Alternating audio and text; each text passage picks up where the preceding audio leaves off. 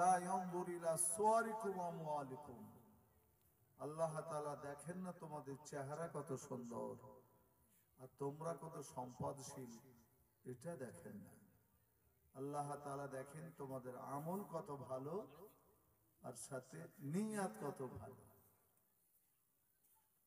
কালকে যে জালসায় ছিলাম বর্ধমান পিন্ডিরিয়া কাটোয়া থেকে আর একটু যেতে হয়,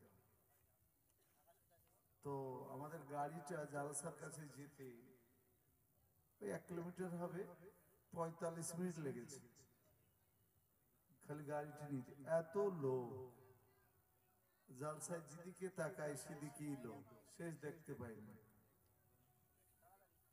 আর আমাদের যা কাজ, জালসা হলে পরে যেমন তেমন খাবার দিয়ে চলে না, যা দিয়ে চলে। বলছে জালসা পার করার জন্যই 60টা জবাই হয়েছে হুজুর, তাই বলেছে জালসা। আর গ্রামের লোকেরা দায়িত্ব নিয়েছেন যে জালসা 13 বছর পর হলো, 13 বছর আগেও আমি গিয়েছিলাম। গ্রামের লোকের দায়িত্ব কি, যে জালসায় অন্তত বক্তা, প্যান্ডেল, খাওয়া দাওয়া যা খরচ হবে সব আমাদের। তো জিনিসপত্র সহ 8.5 লক্ষ টাকা নগদ তুলেছেন। মানে আমার দু একটা প্রশ্ন ছিল যে এগুলি কেন আপনারা করেছেন আলেম ওলামারা না লোকেরা কে বুঝাতে পারে? তো বললো হুজুর লোকেরাই করেছে। মানে দেখছি গোটা লাইটিং এত বেশি, 2-3 কিলোমিটার তো আছি রাস্তায়, মাদ্রাসাটাকে গোটা লাইট দিয়ে সাজিয়েছে। তা আমাদের পরীক্ষাও হয় যে কালকে হাজার হাজার লোকে, লাখ লাখ লোকের সামনে বললে আজকে 10টা লোকের সামনেও বলতে হবে। আর শরীয়ত এটাই বলছে, একই কথাই বলতে হবে। কারণ হতে পারে এখানে 10 জন শুনে 10 জনেই আমল করবে, আর ওখানটা একবারে ফাঁকা থাকতে পারে। আল্লাহ হচ্ছে হেদায়েতের মালিক। আল্লাহ আমাদের সকলকে সঠিক বুঝ দান করুন, ইমানি আমল করা তৌফিক দান করুন, আল্লাহুম্মা আমিন। আর আমরা আমল করার চেষ্টা করব ইনশাআল্লাহ। আমি আপনাদের সামনে কিছুদিন আগেই তো জলসা হলো কুটরি সাতবাড়িয়াতে, সেখানে আমি এসেছিলাম। তো কিছু জেনারেল কথা বলবো, কিন্তু প্রথমে আপনাদের সামনে যেহেতু কোরআনের আয়াত পড়েছি সেটার উপরে আমার সীমিত জ্ঞানে তারপরে আলোকপাত করব। দেখুন, আল্লাহ রাব্বুল ইজ্জাত কোরআন শরীফে বললেন আলিফ লাম মিম যালিকাল কিতাবু লা রাইবা ফীহি হুদাল লিল মুত্তাকিন। তো এই যে আলিফ লাম মিম, এতে একবারে জাবার জের সেভাবে দেওয়া নেই। আরবিতে একে হরফে মুকাত্তাআত বলে বা ইংরেজিতে ব্রেকিং লেটার বলে। কেটে কেটে পড়তে আলিফ লাম মিম, আলিফ লাম র, নুন, কাফ, আইন, সাদ, এরকম আছে। আল্লাহ রাব্বুল ইজ্জাত এই যে আমাদের নামে কত মাওলানা মুজাফফর খান অ্যাডজেক্টিভ বিশেষণ লাগালেন, এই জানি সেই জানি এটা ওটা আরো কিছু। আজকাল আমাদের তো বক্তাদের টাইটেলের শেষ নাই। কোকিল কণ্ঠী, অনল বর্ষী, ক্যাসেট বক্তা, অডিও বক্তা, বুলেট বক্তা, রকেট বক্তা। আবার আঙ্গিক ত্রুটি হলে অন্য কিছুও বলছে। যদি মাথায় ছোট বলে 1.5 ফিটাও লিখছে। আমাদের টাইটেলের শেষ নাই। মোট কথা, যতই আমরা বিশেষজ্ঞ হই, আরবি সাহিত্যে পৃথিবীতে একজনের নোবেল প্রাইজ পেয়েছেন, তিনি হচ্ছেন নাজিব মাহফুজ। একজন এ পর্যন্ত পৃথিবীতে আরবি সাহিত্যের নোবেল পেয়েছেন।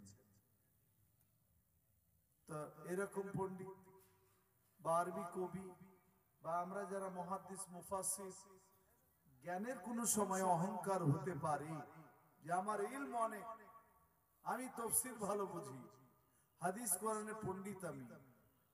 তাই আমার মনে আল্লাহ রাব্বুল ইজ্জাত ধাক্কা দেওয়ার জন্যই আলিফ লাম মিম, আলিফ লাম র, নুন, কাফ আইন সাদ, মানে কি আল্লাহ ছাড়া কেউ জানে না। অর্থাৎ আমরা যতই পণ্ডিত হই, যতই আমাদের পাণ্ডিত্য থাকুক, আল্লাহ তাআলা বলে দেননি তো গোটা গোটা দুনিয়ার সাহিত্যিকরা, পণ্ডিতরা, কোরআন বিশেষজ্ঞরা এক জায়গায় হয়ে গেলেও আলিফ লাম মিম আর নুন এর মানে কেউ বলতে পারবে না। তাই যেন আমরা অহংকারী না হয়ে যাই জ্ঞানের, তার শুভ সূচনাটি আল্লাহ তাআলা সংকেত দিলেন। তারপরে আল্লাহ তাআলা বললেন, যালিকাল কিতাবু লা রাইবা ফীহি হুদাল লিল মুত্তাকিন। আল্লাহ তাআলা বলতে চাইলেন যে কথাটি, যেতে সন্দেহ নাই। সন্দেহ নাই দিয়ে কেন শুরু করছেন? আসলে দামি জিনিস সহজে পেলে মানুষ বিশ্বাস করতে চায় না, আর পেয়ে গেলে পরে সেই জিনিসের কদরও করতে চায় না। আমি অনেক কথা বললে আপনাদের বিশ্বাস হবে, কিন্তু আমাকে যতই আপনারা বিশ্বাস করেন, আমি যদি বলি আসার সময় চুনাখালী মোড়ে 5 কিলো ওজনের সোনার গোটা পড়েছিলাম, পেয়েছি, তা আমাকে অন্য বিষয়ে বিশ্বাস করলে এটা করবেন না। এত সোনা 5 কিলো, আবার রাজ সড়কে পড়েছিল, পেয়ে গেছেন, অনেক কিছু ভাববেন। এরকম 5 কিলো নয়, পৃথিবীতে তার কোনোই মূল্য হতে পারে না। এত দামি জিনিস আল্লাহ তাআলা খুব সহজে দিতে চেয়েছেন।